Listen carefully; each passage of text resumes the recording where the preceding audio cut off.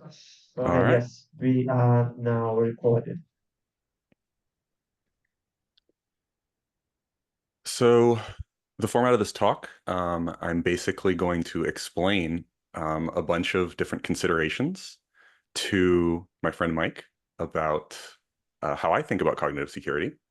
And he's going to ask clarifying questions if I'm glossing past things too fast. Uh, and yeah, so a couple points. I really would encourage people to use Slido because um, as Robin Hanson pointed out to me many, many years ago, it's often more important to discover new considerations than it is to fine tune your existing considerations. And security mindset, which is one of the things we'll talk about a little bit, is often a matter of having a lot of people try to figure out what all the important considerations are. And so if you guys want to surface interesting considerations, so it's questions about the talk, but also if there's considerations that you think are important, um, you can put those in there. They'll get upvoted, downvoted. So ones that other people want to have us talk about, um, that'd be great. Um, let's see, pedagogical. Yeah, I think I can dive right in.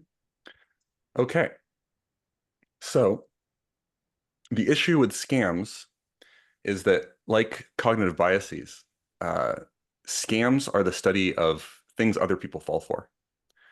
And so, obviously, you want to actually internalize the difference between what it feels like to watch other people being scammed and what it feels like from the inside to believe something and later realize that it was, not necessarily a good idea.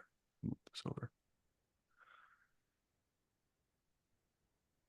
The scam, like, and this isn't just a future thing. So the scams that you've already fallen for, they don't feel like scams. They're just the way the world is. So it's not a case of this is just for the future. This is there are things that maybe you've currently fallen for that on close examination you would not endorse. And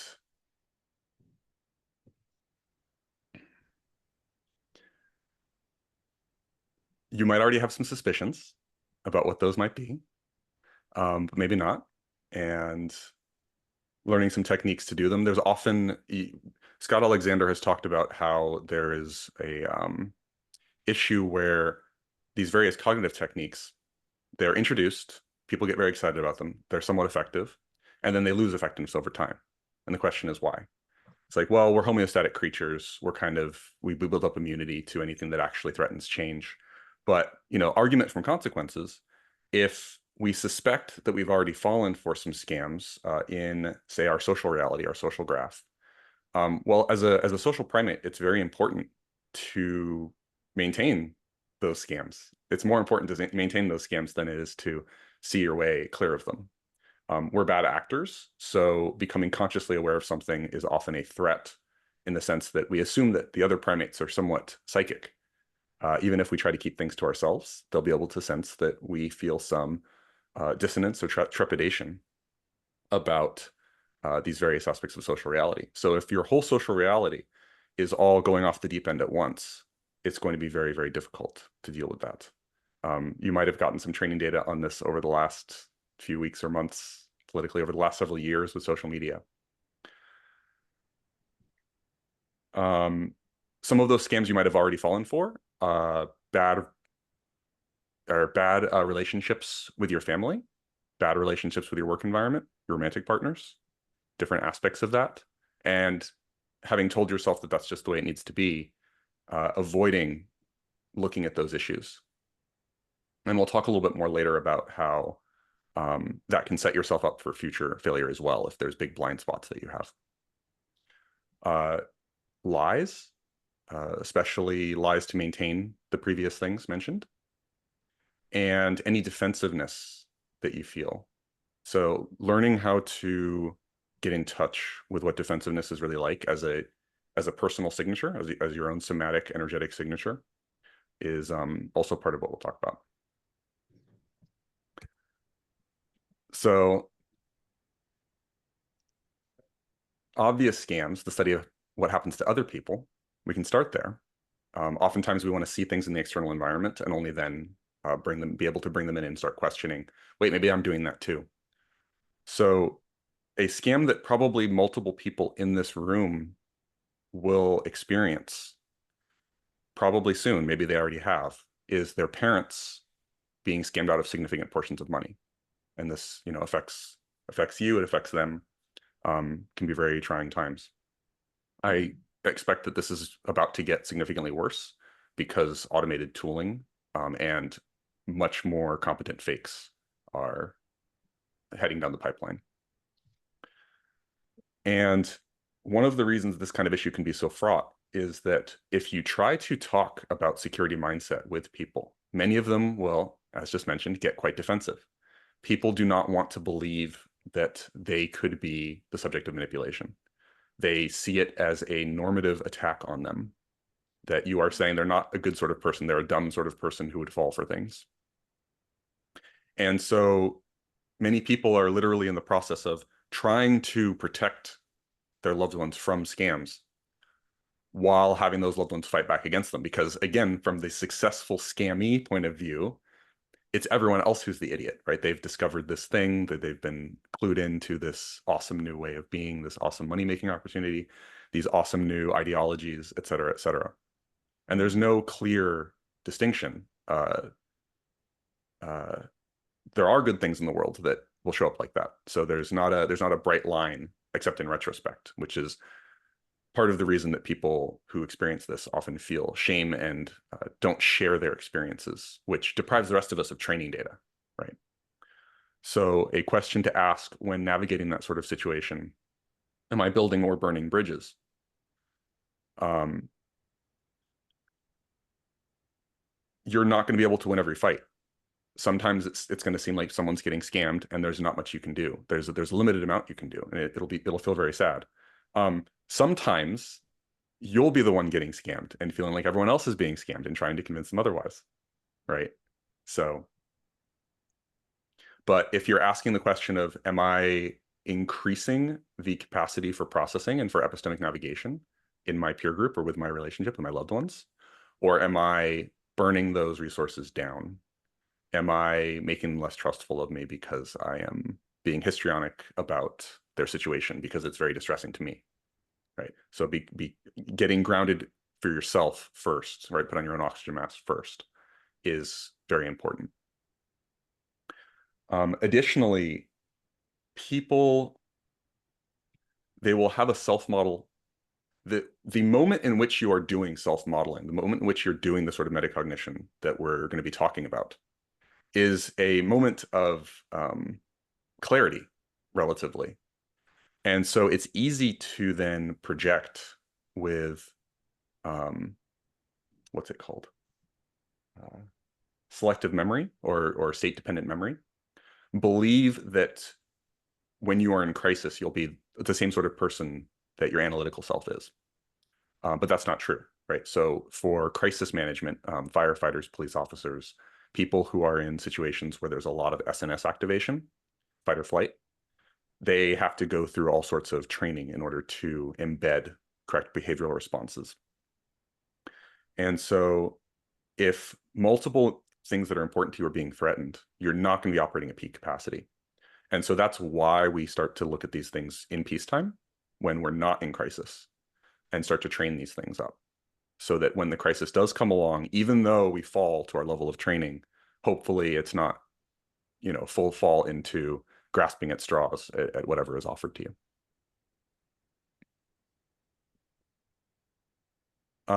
And then we have less obvious scams. So this is more about what it feels like from the inside to be manipulated, to be the subject of persuasion. People tend to focus on, when you're looking at other people, it's much easier to see, they were the subject of actors that I perceive as malicious. And then you might say to yourself, well, even if I was getting scammed, I'd be getting scammed by someone malicious. And so I should really learn how to detect bad actors. And that is an important component. But something that's often neglected is that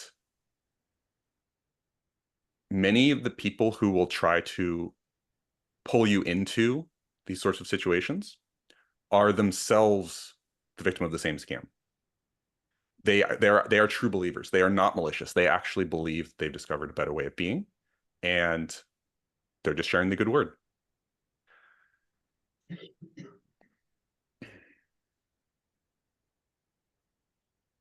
Yeah, any obvious questions about any of the items on this list, Mike?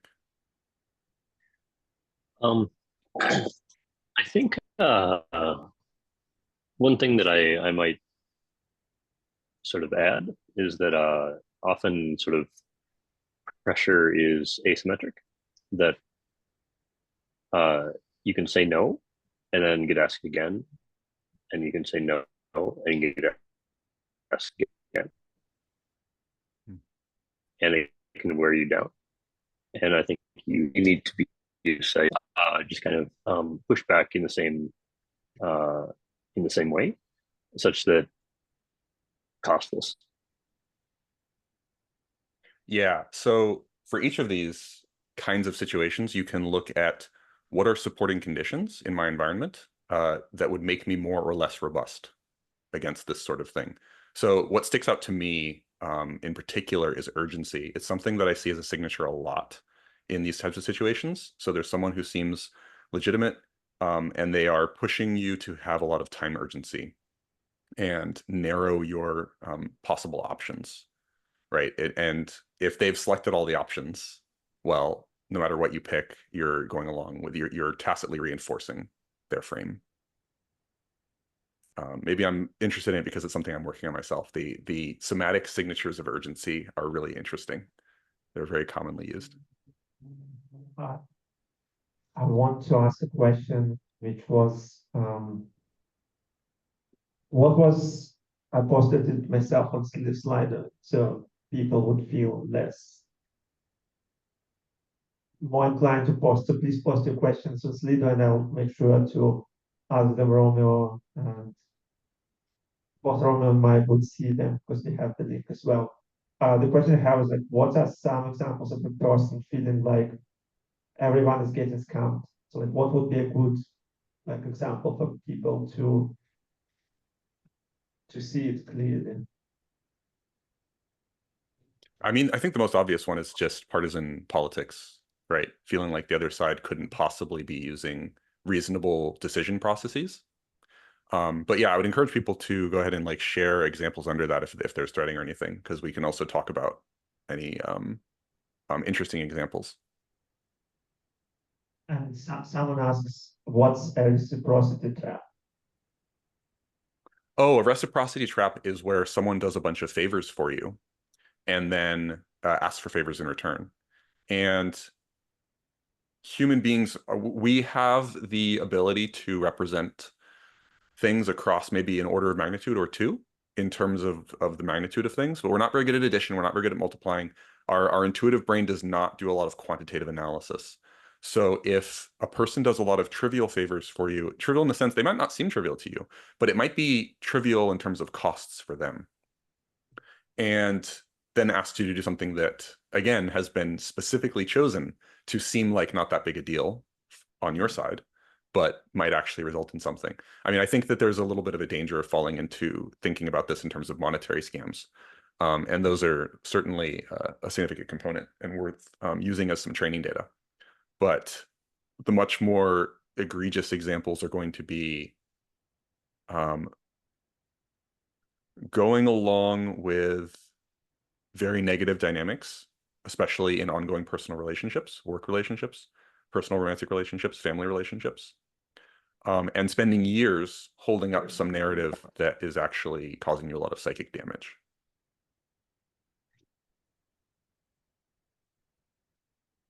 Okay, so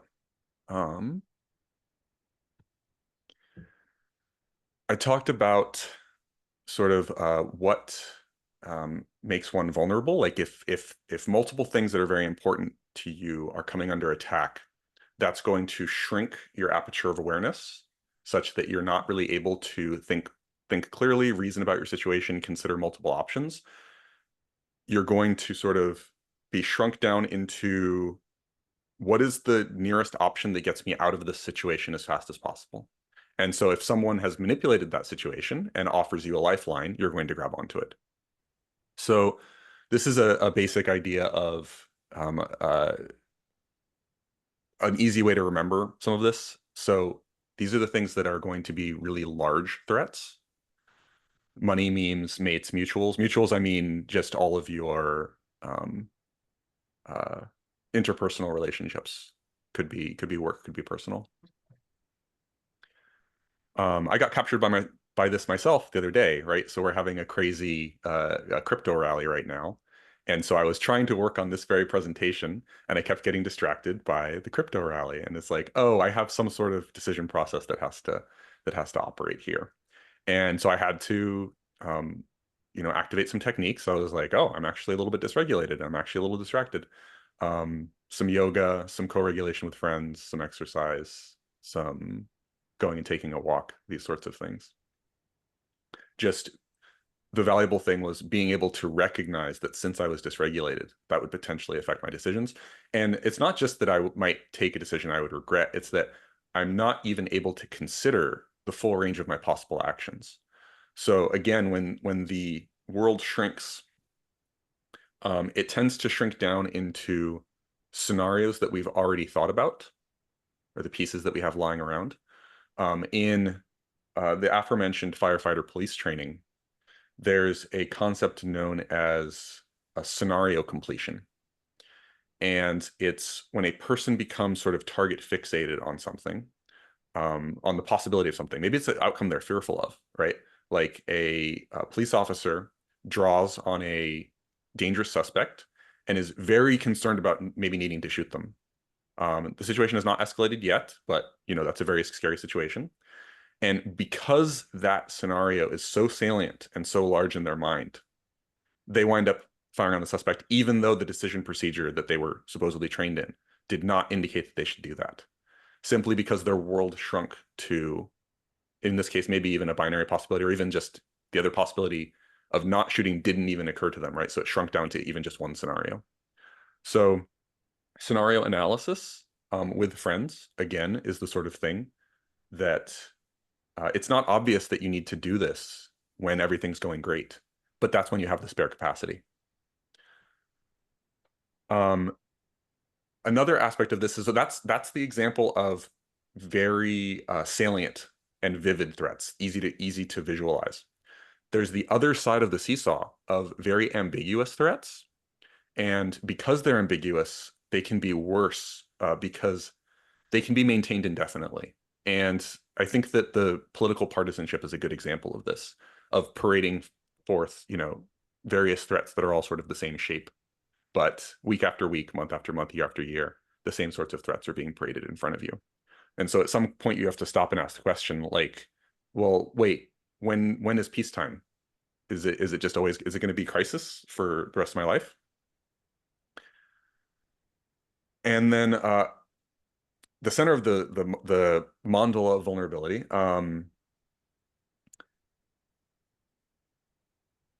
in a lot of security models, vulnerability is bad, right? We're trying to minimize our vulnerability surface area. When we're talking about living our life and interpersonal stuff, vulnerability is a necessary good if you actually want to be living a good life. And so these sorts of things are not meant to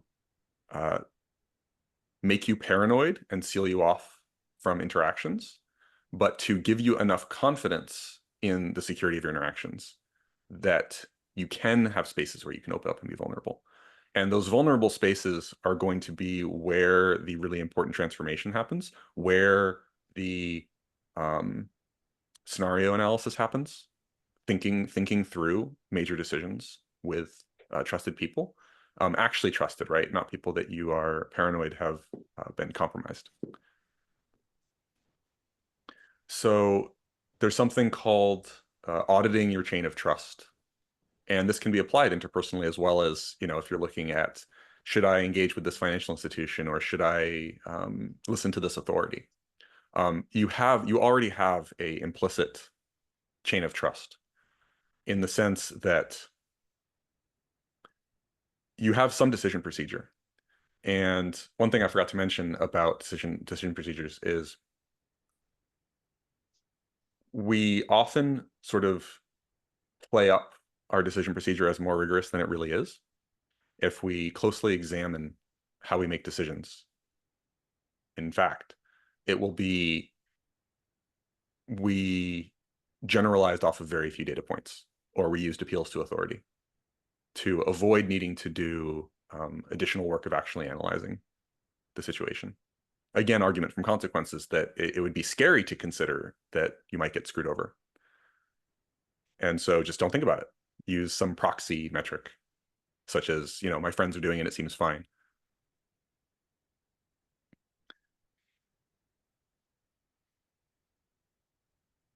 When engaging with that, there was a quote from Thich Nhat Hanh that I really liked. And it was, if you allow anxiety to fill your heart, you will not have room for the people and problems themselves.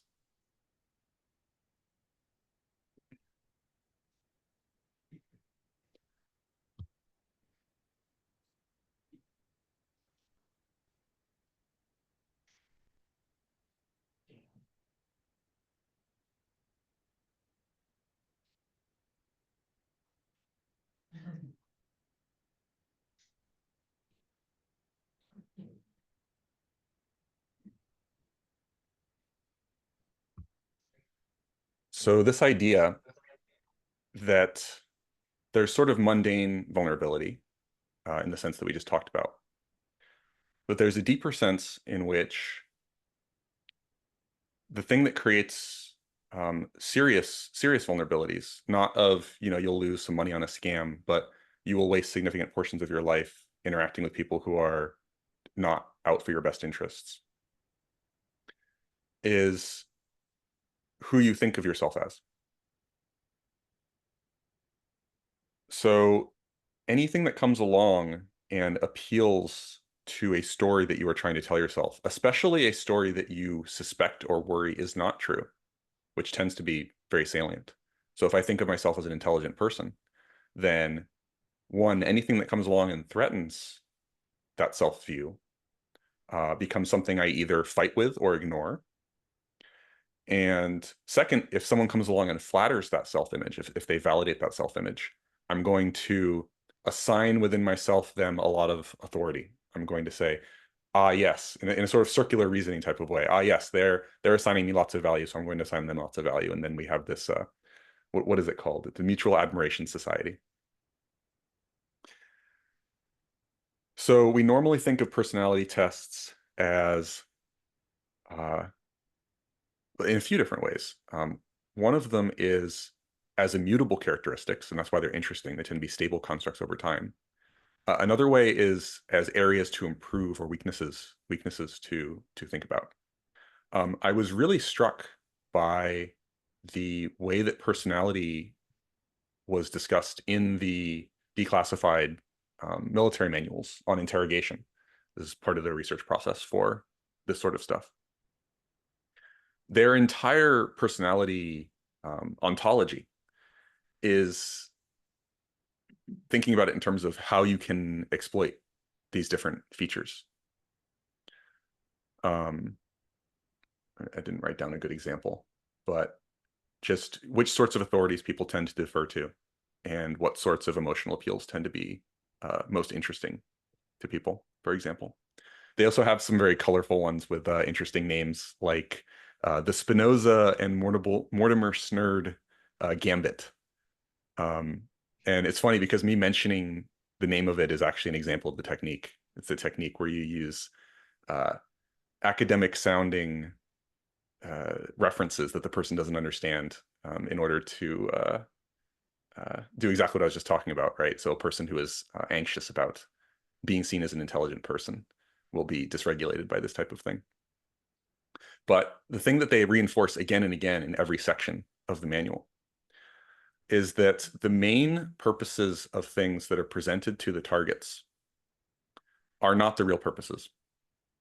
So, for instance, you might think that they would use a polygraph, lie detector tests, to detect whether you are lying to them. If they are worried about whether or not you're lying to them, they use other techniques. The point of the polygraph test is not to figure out whether you're lying to them. It's to create a whole little scene for them to get other information that you haven't even thought about. They say lots of words about lying, honesty, and dishonesty. But they're more gathering techniques or gathering information about personality patterns that they then use with other techniques. And I think that this is a really useful way to start looking at a lot of information sources, because their primary purpose is often not to inform you, right? The real purpose of a news article, in a certain sense, in the sense of what the people who are putting out the news article, their direct incentives. It's whether or not you click on any ads on the news page, or whether or not you sign up for some sort of subscription. So there might be some legacy momentum around, well, people come to the website for a certain purpose, and so we sort of make journalist-shaped things and news-shaped things. But really, they're in the market of selling you anything that causes that to happen. And so, of course, you see what you have seen, which is over time, it morphs more and more to being purely optimized for that and away from the original purpose, especially as competition kicks in.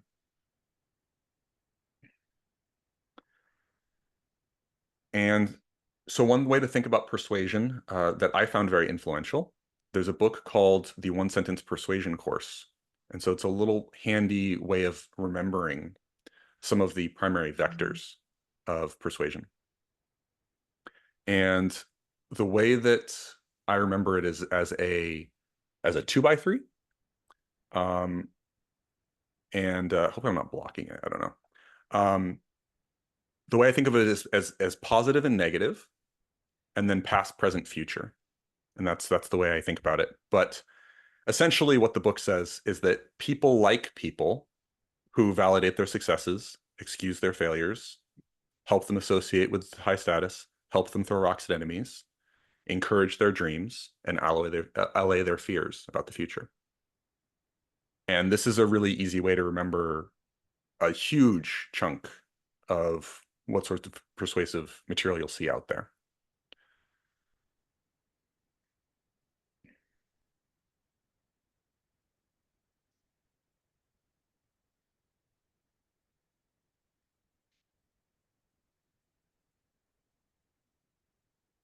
So getting a little further into selection effects on what you see.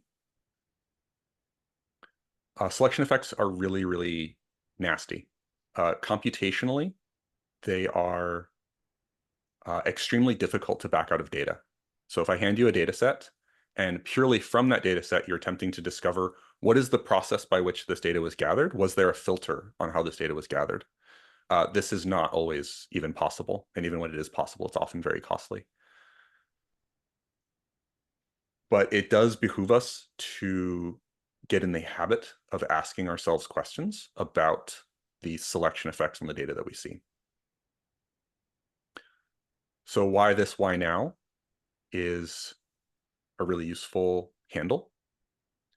Why this specific information and why is it being shared now?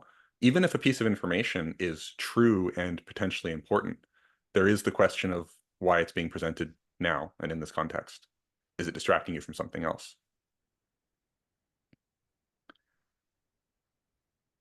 We have a situation where online filter bubbles are creating a situation where it exploits people's natural disinclination to track consilience. What that means is things are more strong. You get more strong evidence for things when you get evidence for them from multiple sources that are not correlated with each other. If things present themselves as if they are many independent sources of verification, if all your friends are saying the same thing, your hindbrain is totally fine with this, right? But if all your friends are in a cult, then hearing each of them repeat, the chant is not an additional piece of evidence each time. So echoes aren't additional evidence is a handle for that.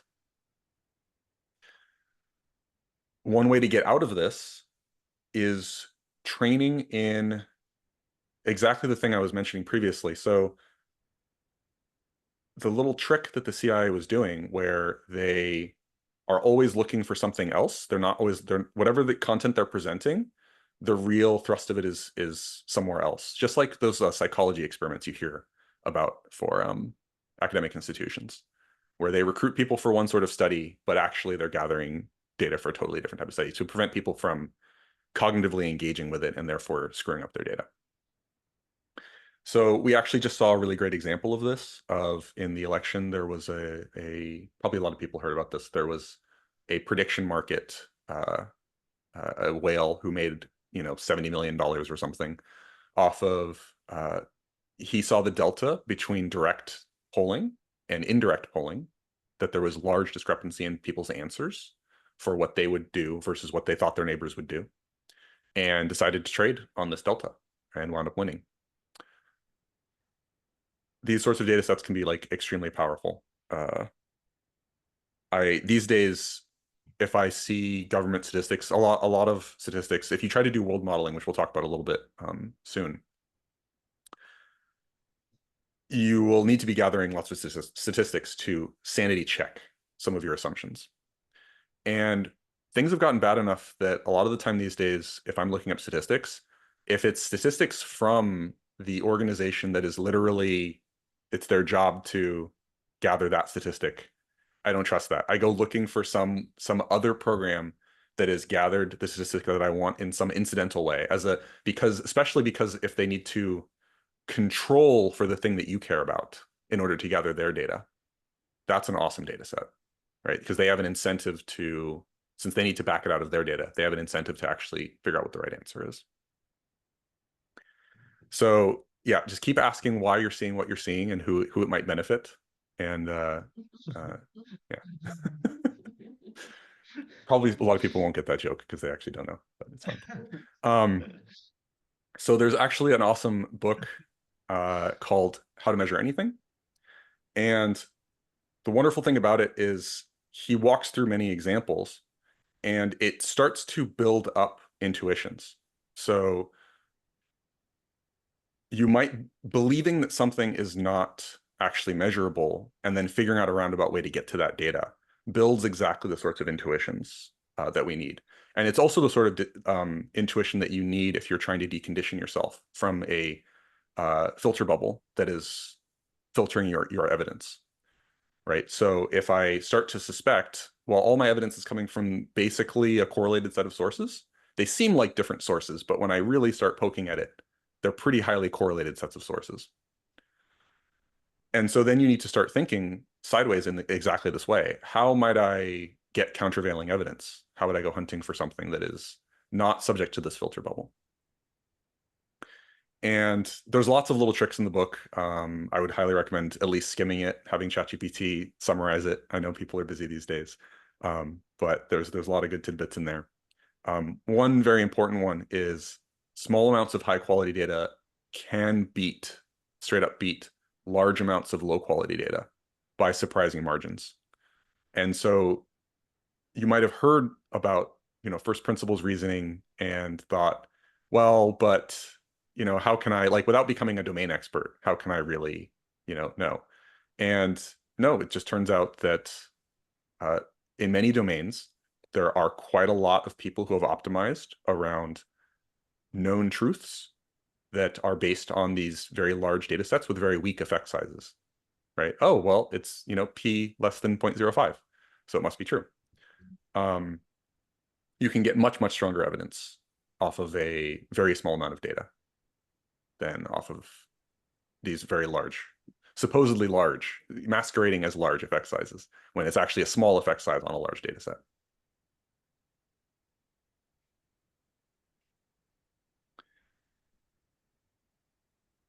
So this metaphor revolves around the idea of not letting the mosquito in your ear distract you from your situation. So if you're climbing a mountain and you have a safety rope, you don't want to take your hand off the safety rope to slap the mosquito that's buzzing around.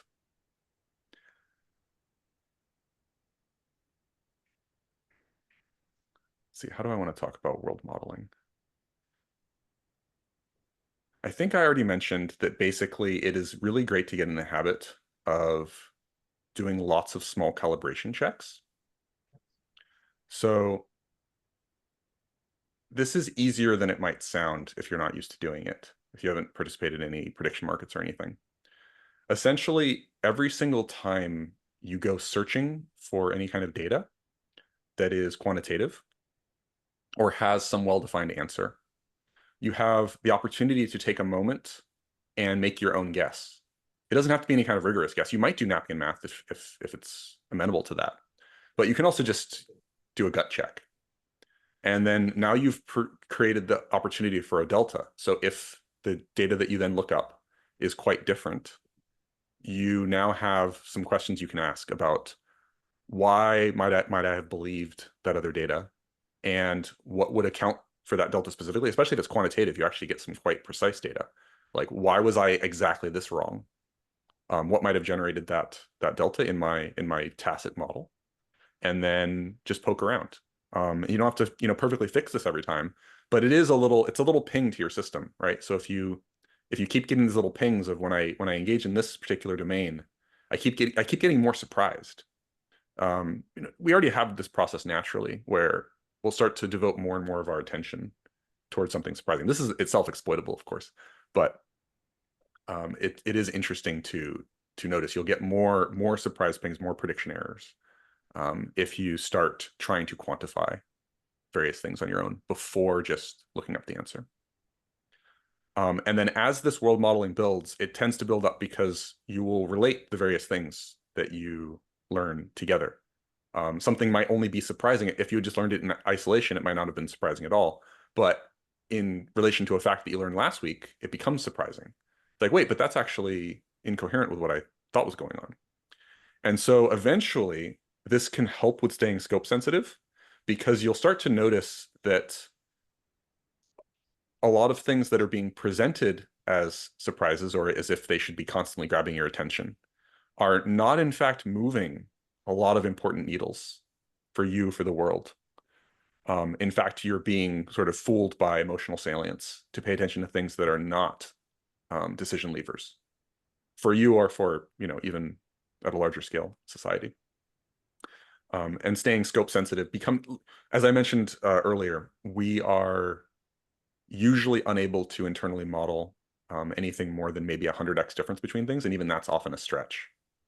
So we live in a very large world, and things vary by many orders of magnitude, but we do not have the moral or analytic intuitions without sitting down and working it out. And even then, it can be very difficult to emotionally update. Knowing that something is 2 orders of magnitude, something more important than something else, but they feel about emotionally salient, similar.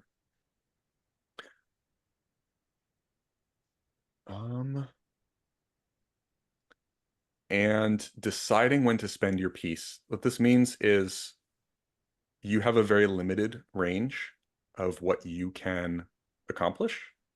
And so it's very important for you to pick your battles. And even if you just think in that frame, it'll be very obvious to you that some of the things that you fight with people about are not things that in principle either of you can control.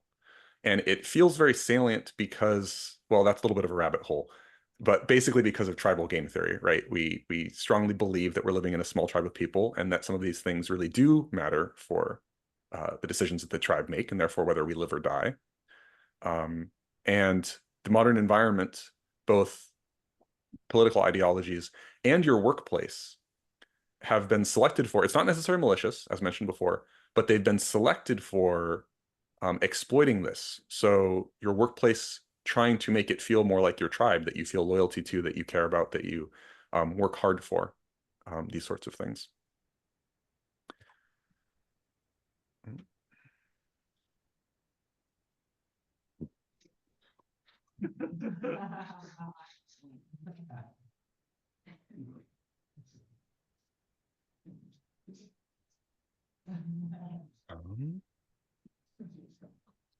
Some people might already be familiar with this concept.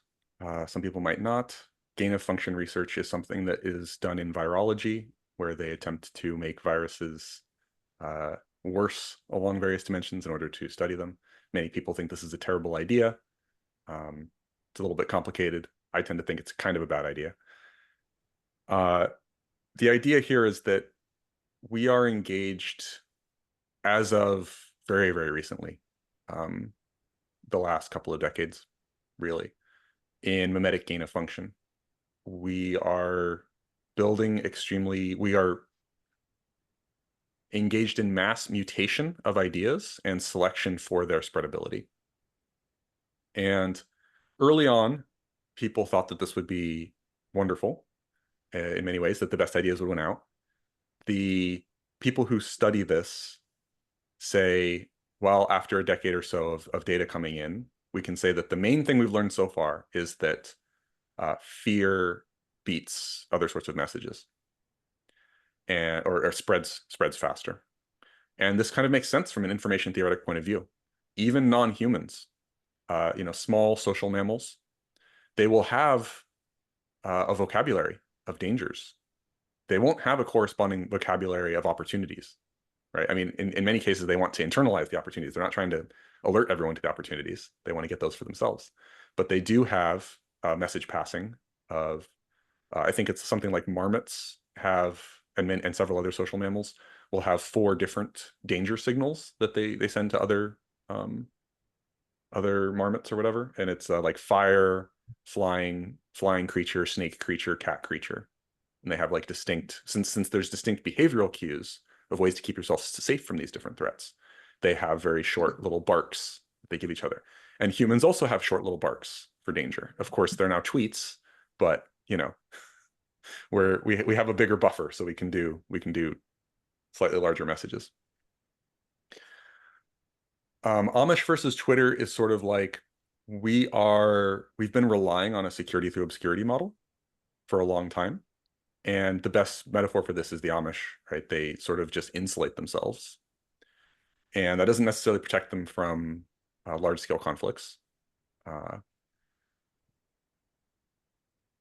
The other strategy is Twitter, where Twitter is something like rolling around. Like if you're a preschool teacher, you're getting sick all the time, right? You're getting some minor sore throats and coughs all the time. It's like the kids are just petri dishes of various viruses.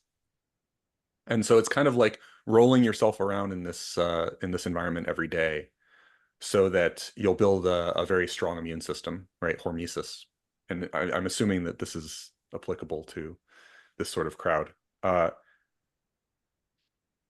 can't say it's not what I'm doing. I'm not confident that we will not draw some black balls out of the urn and that this will not wind up being a very bad strategy. In the spirit of scams we've already fallen for, we might have already fallen for some of these strongly negative memes without really realizing it.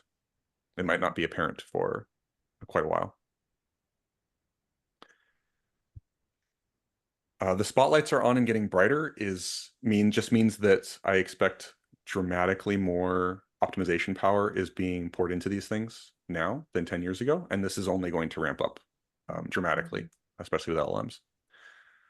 I'm actually surprised that I'm not sure, I don't really track, but something like BuzzFeed happening again. So BuzzFeed was like a pretty sharp, discontinuous, sudden shift in online journalism dynamics because they saw the actual rewards and just ran with them. I would not be surprised if something like that is cooking right now, that finding dramatically faster ways to A/B test mimetic spread and contagion. Presumably nation states are doing at least some of this for political attack and defense in online spaces. But again, we won't really know about some of those until, decades later when it's declassified.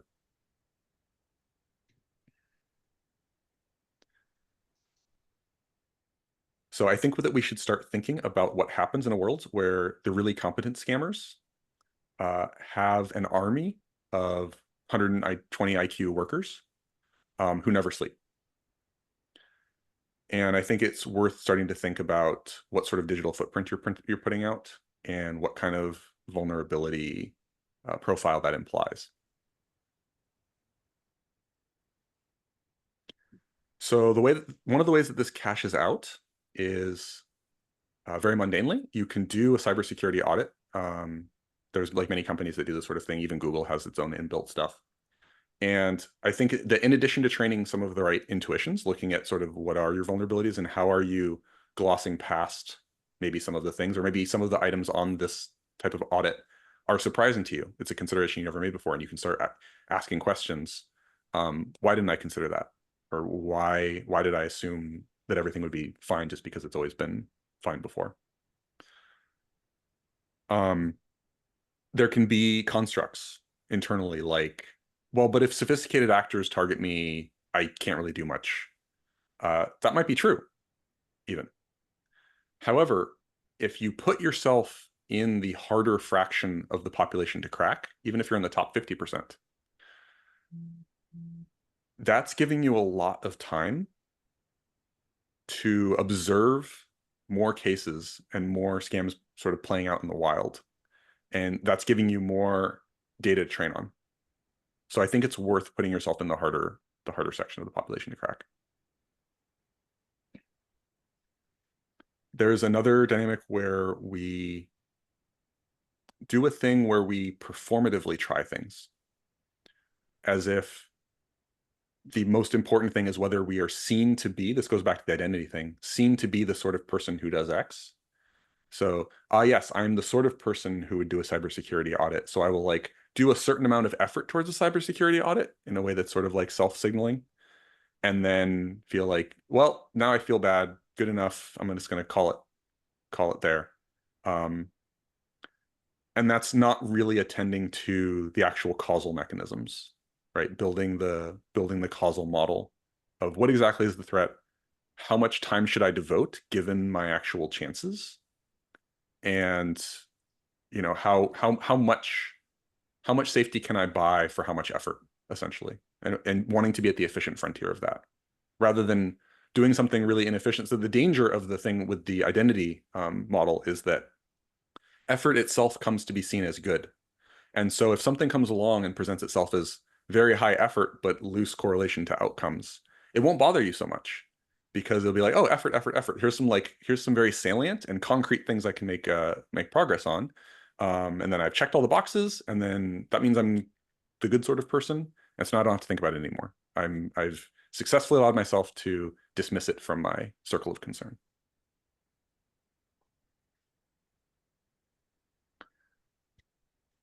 So I think ultimately there are habits of practice and communities of practice around good behaviors.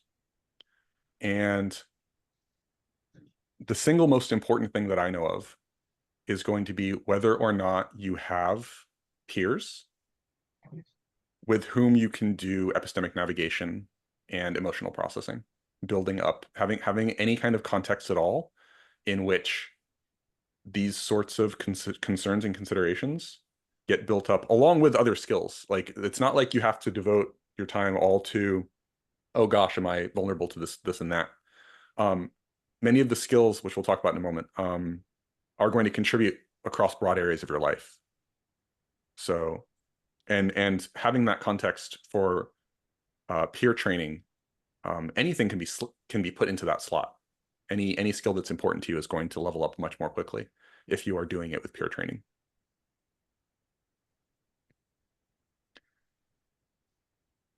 As mentioned earlier, any undigested emotional material is going to be providing ammo to any ideology that comes along and is willing to use it. So being able to, things like stack tracing your beliefs, stack tracing your current emotional commitments, you can do them on your own, but in my experience, I've seen a lot of people doing these sorts of practices, and in group contexts and solo contexts.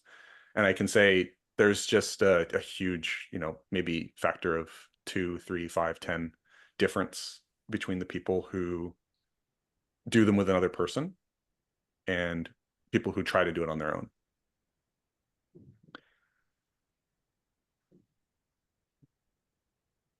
So some of the ideas for things that you can do in group settings or by yourself are useful across broad areas of life. CNS training literally just means your actual physical capacity of your body to handle stressors, and so therefore become less contracted. in negative situations where you feel there are threats to important aspects of your coping mechanisms. So things like yoga, breath work, cold showers, vigorous exercise, fasting, safe martial arts, maybe even like kickboxing classes, stressful games, especially if they are actually able to activate like sweaty palms, anything that is SNS activating, but in a safe way, where you can start to gain additional footing in that state.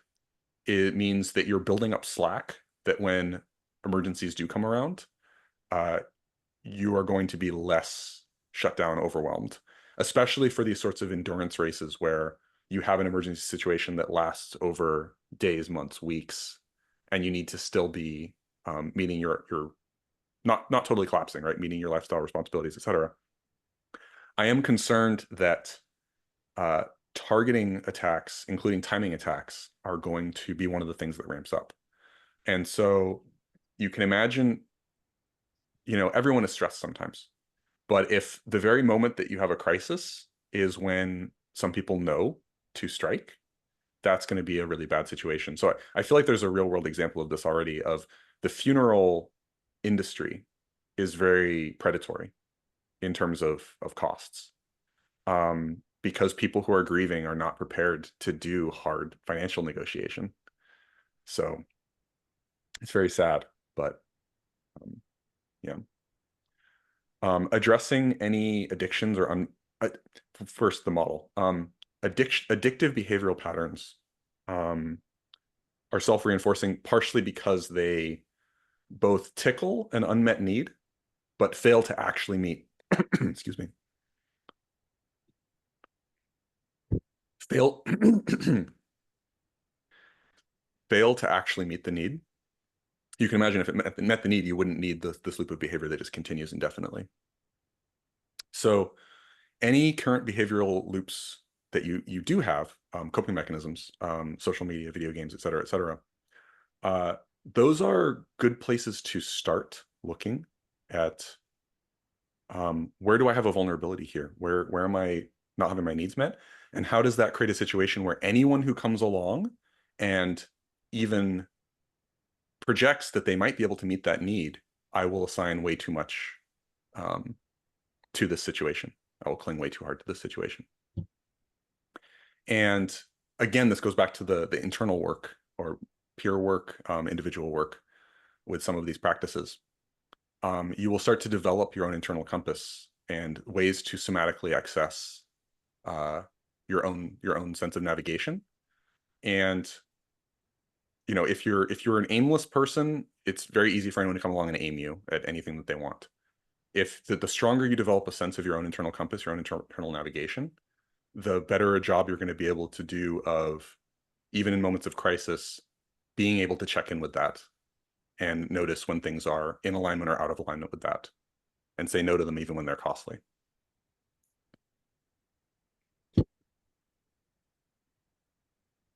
A couple notes on like things to be especially wary of. So an extremely common pattern is boundary violations reframed as positive, as a type of hormesis. So you'll be in a social context that is regularly violating people's boundaries, but people are made to feel high status for encouraging this. Oh, you're such a strong person, like you're able to handle all of these things. And there's some external source of approval, right? There's some external person who is the authority on your experience and is telling you that your responses are good, right? And of course, they're telling you your responses are good when you allow and amplify their boundary violations. This starts off very mundanely, just simple little social violations, and tends to escalate. It's a pattern that I see all the time. These types of environments also tend to do a lot of, on the positive side, a lot of praise, security, inclusion, right? And so if you are hungry for those things, as many of us are, and now that things are very atomized, it's going to seem awesome.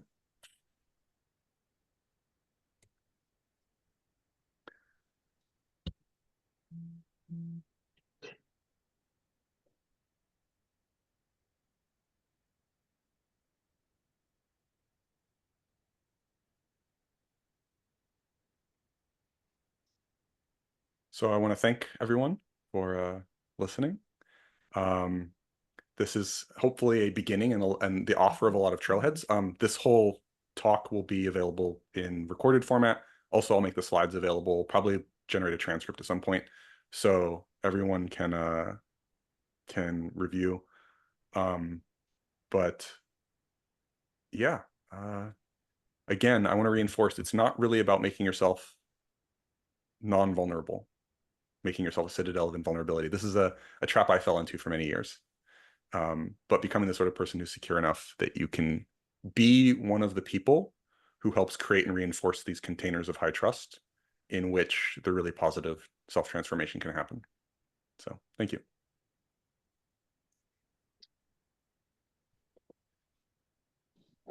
That was awesome. Thank you. I have some notes here. It's a little late on my end. It's 4 in the morning, so apologies if I'm not completely super sharp. But I made 5 notes in the talk, and I think the first is just kind of where you put your attention matters a lot. And I can definitely say that I see the most powerful technology in the universe as human attention.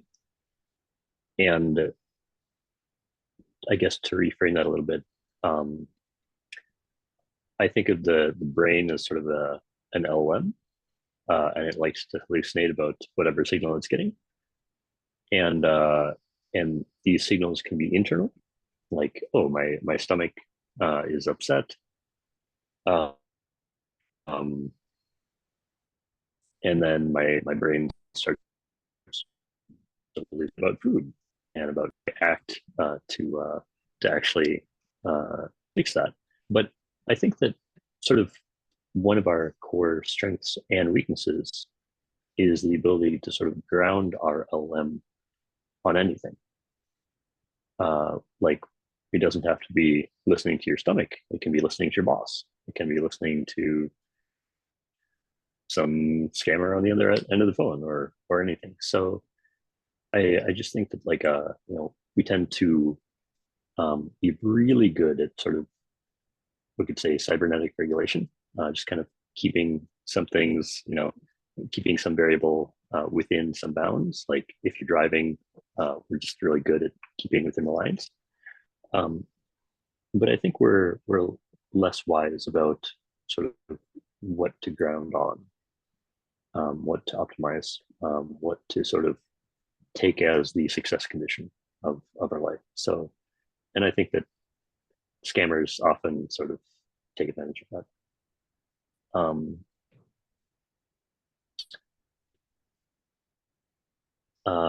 Second comment, what does it feel like when someone is trying to control your perception of them? And I think that there's a specific phenomenology that's good to learn. And then third, I think that when someone has more emotional, cognitive, or particularly ethical degrees of freedom than you,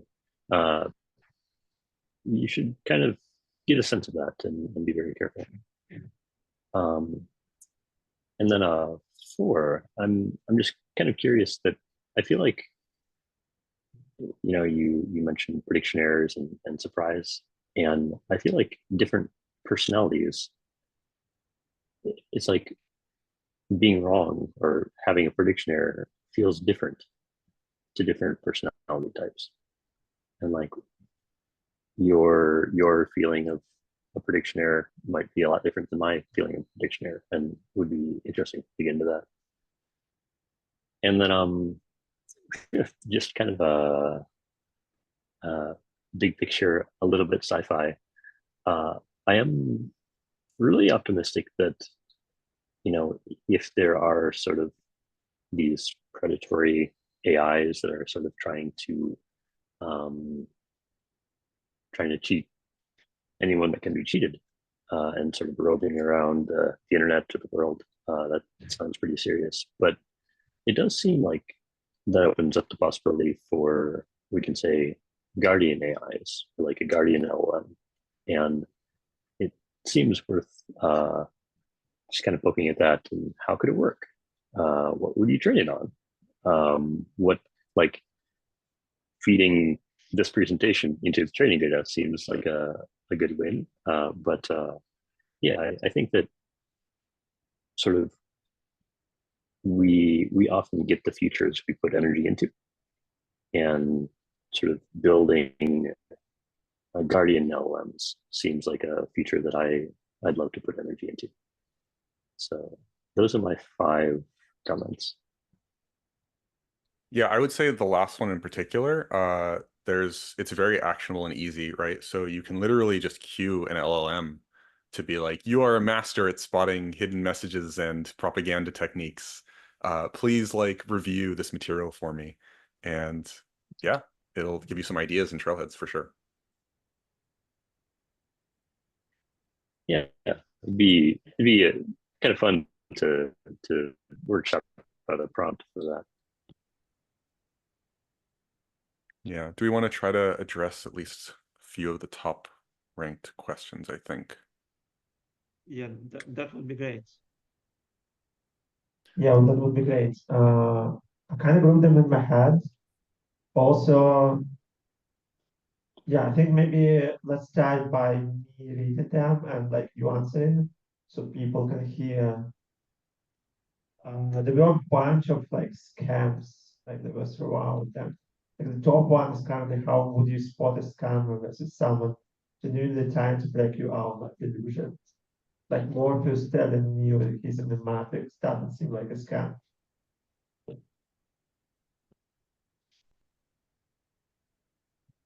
Yeah, I think that there's a reason that special contexts have been created for this over the millennia, right? Things like retreats and monasteries.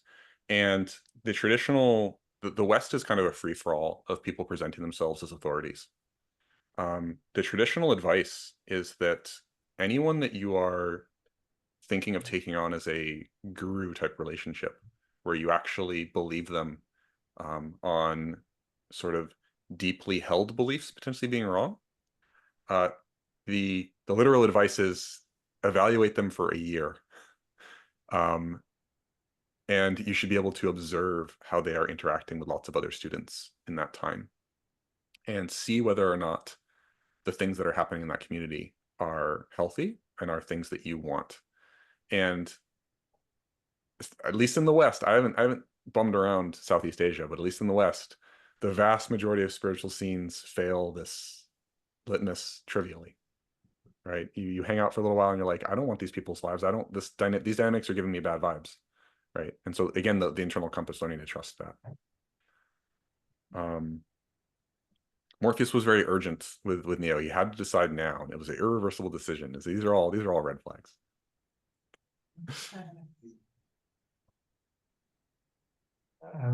Yeah, another question that we have related. I'm not sure I understand it correctly. It's a question from Chess. Are there reverse scans? For example, something that is true, but it is deliberately hidden with these techniques. What did you mean by that?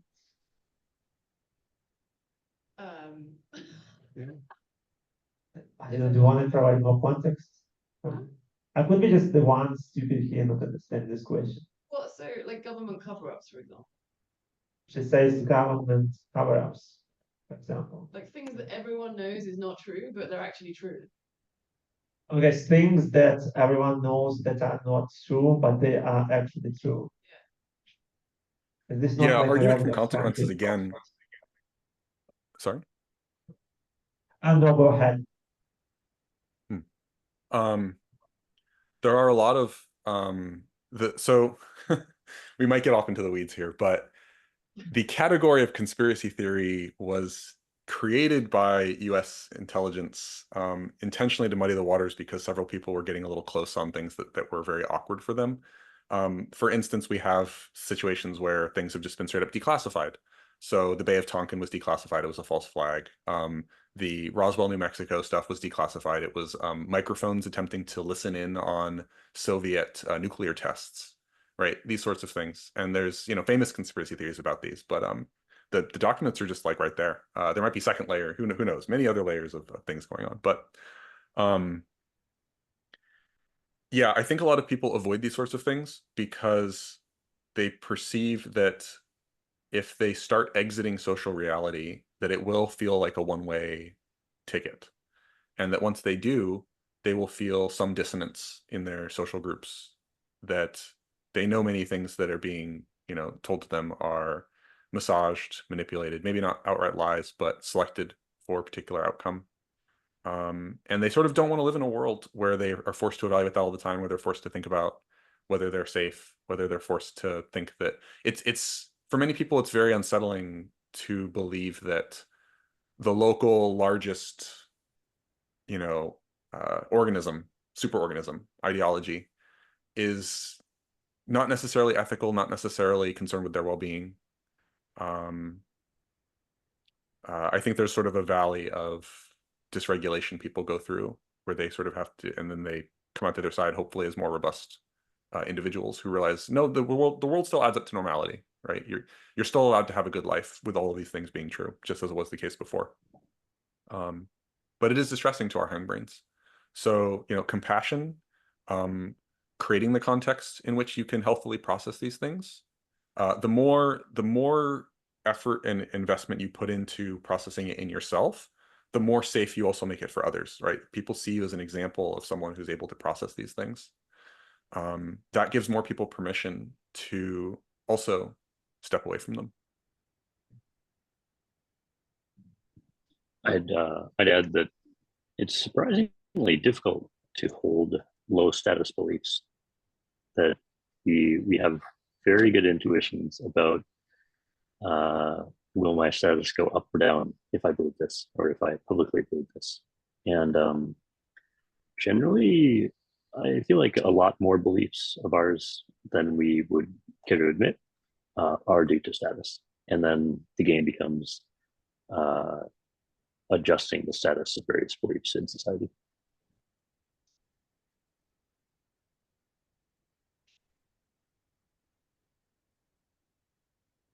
Next question.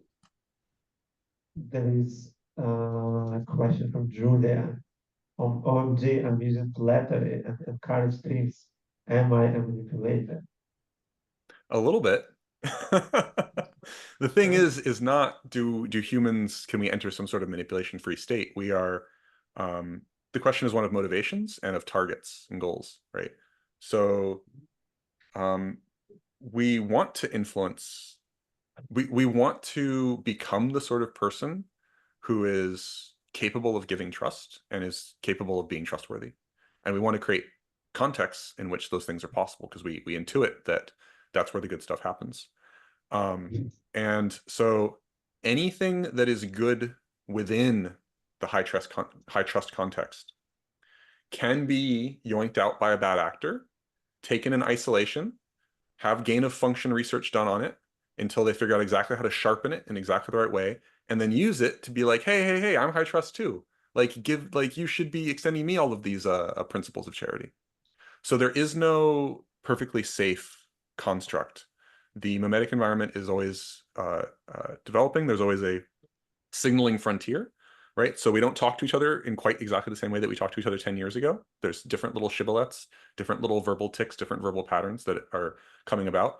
And those are coming about as part of trust handshakes that are happening. So high trust contexts generate a lot of value. People see that value, they imitate it. As people imitate it, those signals become less trustworthy. People develop new trustworthy signals. And this will never stop, right? This is just something that happens. Which is in some ways, I guess, demoralizing. There's no permanent solution, but in some ways encouraging. There's also no permanent defection that will keep working, because people will just keep developing new, awesome and good things. And you can be part of that.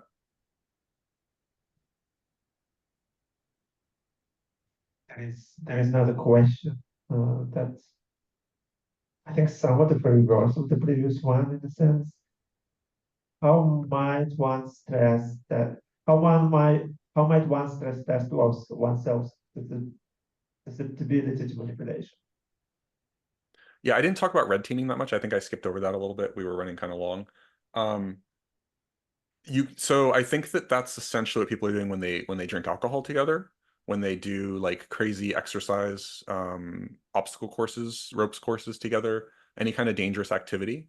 I believe people are trying to find unfakeable signals that they can use to both create that high trust context and detect deception in others through going through joint stress. So when people are stressed out, their ability to tell complex lies collapses. So yeah, I don't know. It's I think it is a good policy to. Sometimes people view this very negatively. So things like shit tests, right? Like your friends shouldn't test you. That's true. Like a lot of the ways that can play out is like pretty toxic and negative. But on the other hand, if you expect to need to go through serious situations with someone, I think it makes sense that you're sort of probing them in more low stakes situations to see how they might behave. And if on the margin there was a bit more of this in society, I think that might be good. I'm not totally sure. But in terms of pragmatically how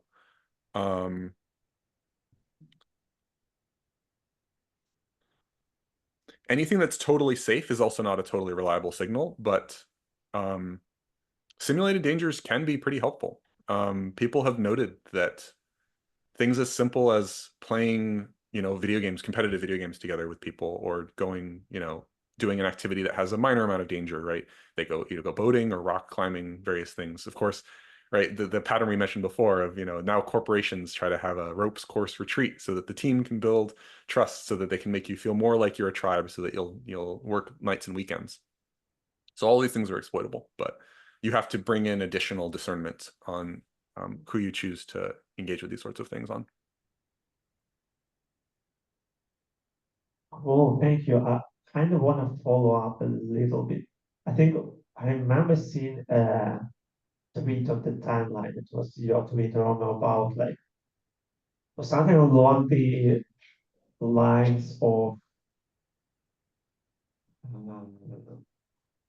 when I'm procrastinating, it's often some parts of me shit testing other parts of me. I probably watched quite a bit because your style is very terse and concise. But do you remember the tweet I'm talking about? And oh no, okay.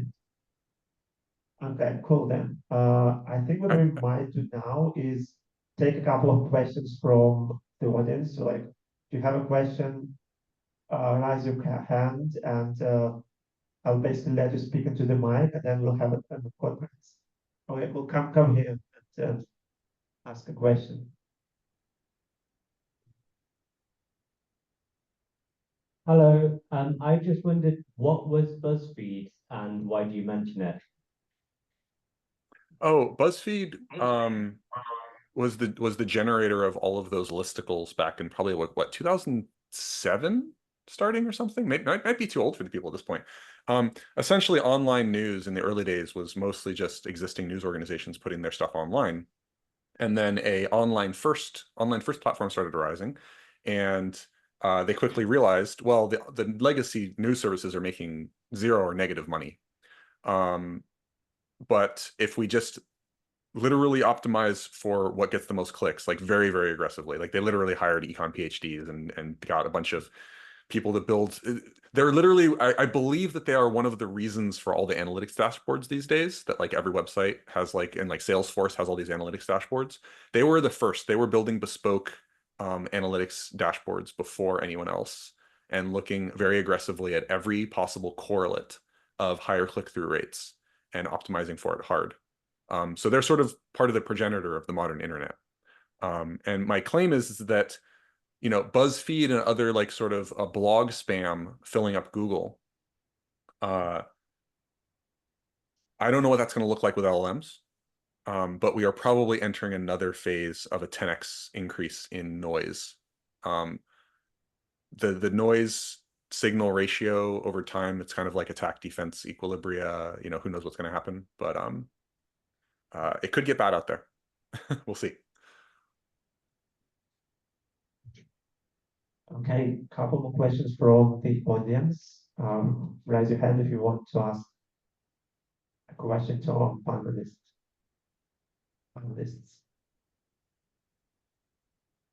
Okay, cool. I think we're out of. Wait, what? Who? Who wanted?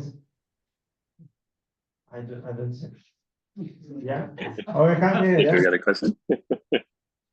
I didn't see your eyes. I can't hear. Yeah. Yeah. There was some questions about links. We will be like we will figure out a way to drop relevant links into the group chat. So yeah. Thank you, Romeo and Mike, for this delightful deep dive into scams and algorithms. I have a very okay. Yeah.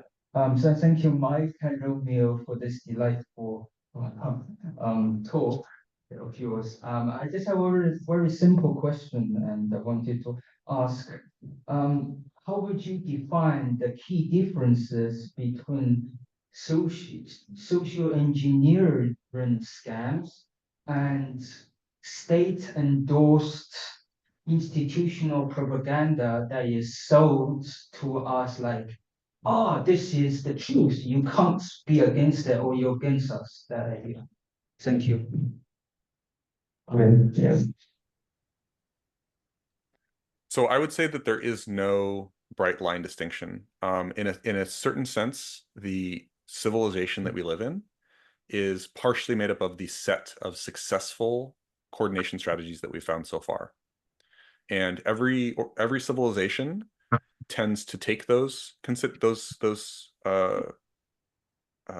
conditions and run with them as far as they can, and they scale up and scale up.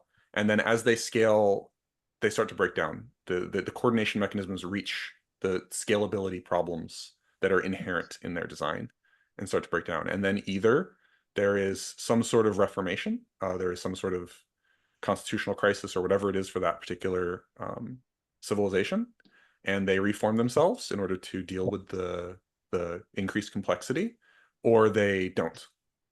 And here we are. We're in the middle of a pretty stable period. I think it behooves us to take advantage of that and do what we can to learn. But yeah.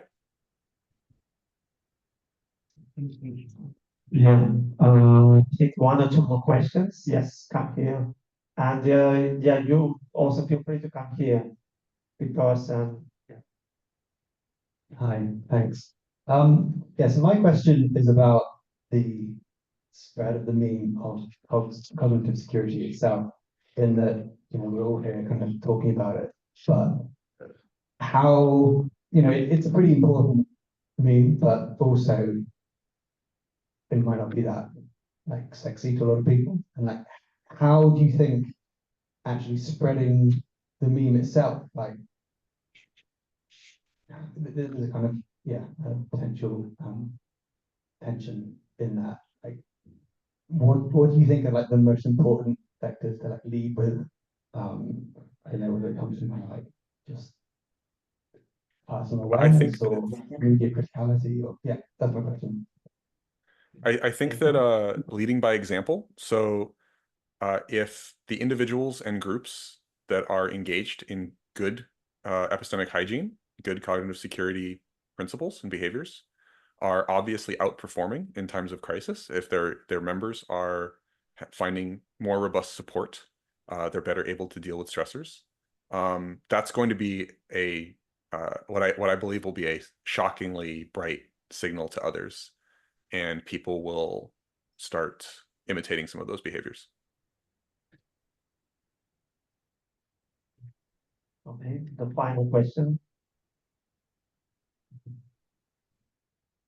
So I was going to ask, so it seems like a lot of what you've talked about is ways of avoiding like getting sort of bad ideas, bad sort of like particularly ideologies which might be quite totalizing, getting those like into your head, how to avoid that. Do you think there's a risk of, and how can we avoid if you have like your cognitive defenses too high, you just basically end up in the, actually, I'll turn towards the camera. This is where I do the camera. Yeah. How do you avoid the exact like opposite failure mode of just every response, every sort of idea that you come across, you're just no, nothing ever happens, and then you can never update ever. Basically, how do we avoid that?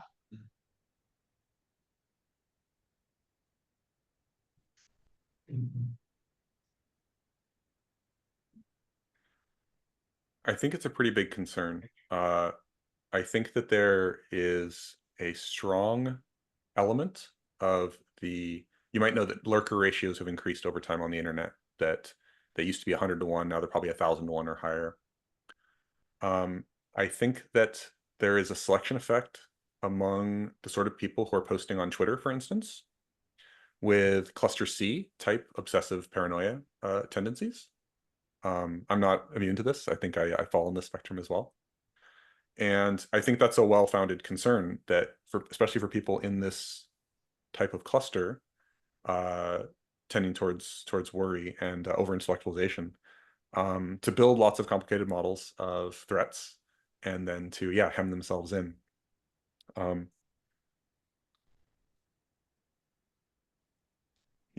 think I gave the best answer that I know of. I think that there's potentially better answers and that people should keep working on it. The best answer that I know is basically start paying attention to what's most tractable in terms of literally one-on-one or a very small group of people.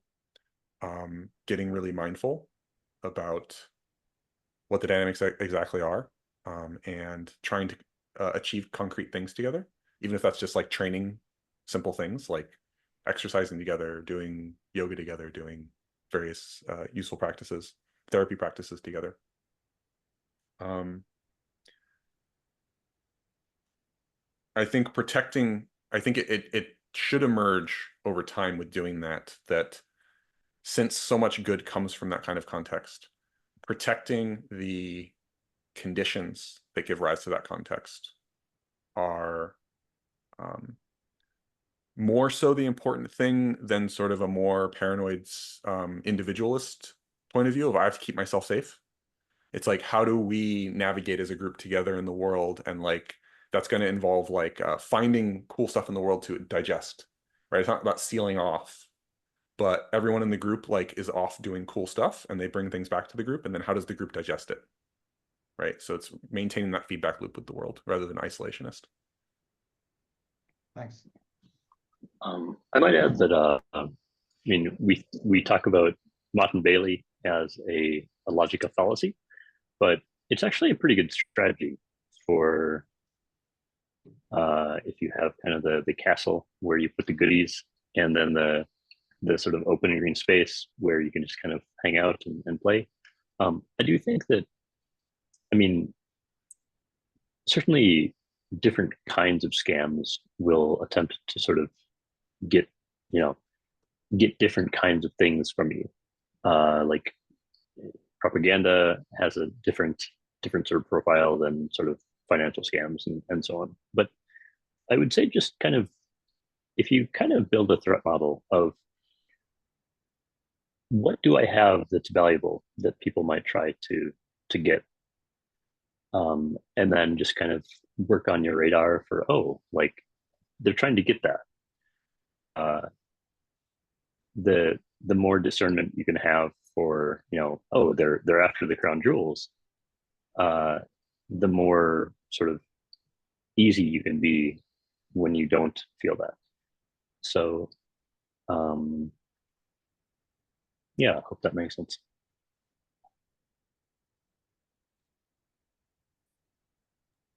Thank you, really help. And person who's eager to ask another question, despite me saying that this was the final one. I'll let that person ask the question, and that's it for the questions tonight. We'll have that conference. Yeah. So a lot of this seems to be focusing on the kind of broadcast means where you've got a lot of optimization pressure going towards developing things that you can send out to lots of people at once, or automated things like scans, LLM things. And then the other side of that risk is like the individualized, atomized thing. I'm curious about the middle part, the part where you've got like a small group that can like go deep with you, and it's not like controlled by some giant means or broadcast to you. But like defending yourself against and knowing how to avoid failure modes of like charismatic individual person who doesn't have your best interests at heart and is working in a small group style things. Yeah, I would just briefly say that the guru model sort of applies there. Resist any attempts to isolate your interactions. So manipulators will silo people and not have them interact, because that way they can tell individually tailored lies to each silo. So observe the person in groups, observe the group dynamics, and develop your own personal somatic sense of what's wholesome and unwholesome, and keep attending to that. And over time, don't make any big commitments until you've had time to observe how those commitments have gone for others.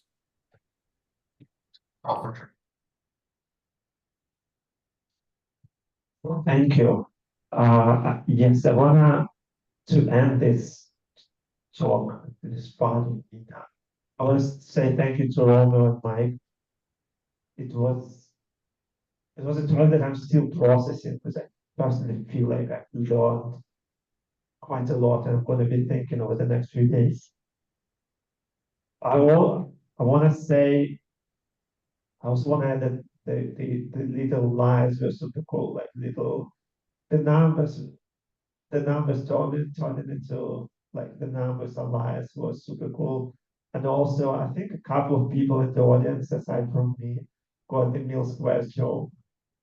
So yeah, definitely, Jess. Thank you so much for joining us online and remotely. We will proceed to having the conference. Yeah, if you have some words you would like to say, let me know. Otherwise, I'm ending the Zoom call. All good here. I'll make the slides available on the back end over to you. But otherwise, thank you very much. Bye. Yeah, thank you so much once again. Thanks.